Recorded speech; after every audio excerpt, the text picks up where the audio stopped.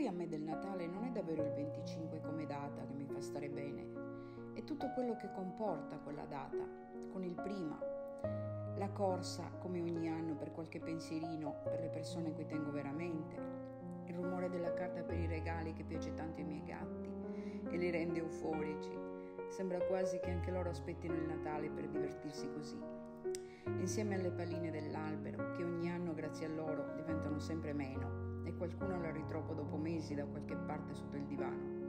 Insomma, è tutto lo scompiglio e il trambusto che precede il tutto che a me piace. Soprattutto quei giorni che sembrano davvero così speciali e vorresti tenerli per sempre, anche se ogni anno manca sempre qualcosa o soprattutto qualcuno che rendeva il nostro Natale così vivo. È davvero bello pensare a quanto ci possano rendere felici le piccole cose. Le feste non sono ancora finite, intendiamoci.